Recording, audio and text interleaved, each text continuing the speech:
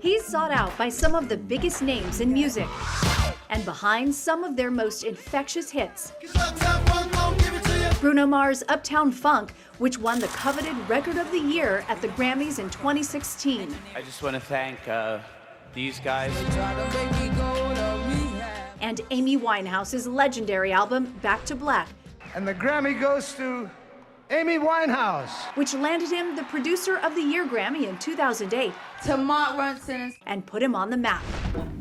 Producer Mark Ronson brought back a classic sound, led by some of today's hottest names like Adele and Lady Gaga. I don't really know why I've had this success working with such important, incredible female artists. It's just, I'm just probably a bit lucky. It's a bit more than that. We met Mark Ronson at his studio in the heart of Hollywood. So tell me about your studio. Tell me about this place. Jackson 5 cut records here. Marvin Gaye mixed What's Going On Here. Then in the 80s, like Walk Like an Egyptian, all these great records. So it's just, it's nice coming in a place that already has some history. He grew up in the studio, following in the footsteps of his stepfather, Mick Jones, a Foreigner. Tell me about your early inspiration. You have some really great history. When your stepdad like writes, "I want to know what love is" for your mother, it's like a pretty humbling thing. You're like, okay, well, I'm never gonna do anything that good, but I'm gonna try and carve out my lane on this side. Ronson's creating his own classics. Uptown Funk is a worldwide phenomenon and the 5th most viewed video of all time on YouTube. That's Ronson nodding to the beat. But nailing down his part on the song literally made him ill. I heard a story about you with Uptown Funk, that everybody had collaborated and gotten to this really great place.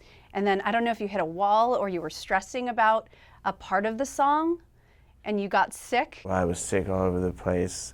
Needless to say, I'm never allowed back in the McDonald's in King's Cross again. And they actually had to carry me out of the restaurant. Wow. And then I went back and I took a half-an-hour nap and then I played the guitar.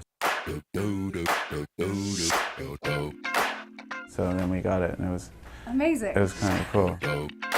In the end, it took him 30 takes to nail the right sound. I met Peter Gabriel once. He was like, I heard that story. Did it really take you 30 takes to play the guitar in Uptown Funk? And I was like, yeah. He goes, it was worth it. Documentary cameras captured his collaboration in the studio with Lady Gaga for Joanne, her most personal album to date. And let's talk about working with Lady Gaga. I would say something like, so what do you want to do on this record? Or like, what, like just getting her to be honest, because she's so smart, she can write about anything. She can just do so many things. I was like, let's just write like what you're feeling right now.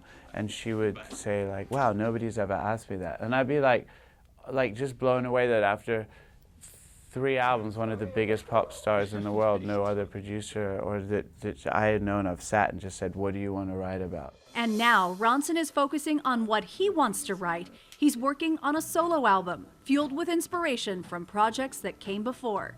I'm not an artist in the conventional way, like I sit down at an acoustic guitar or piano and write 10 songs.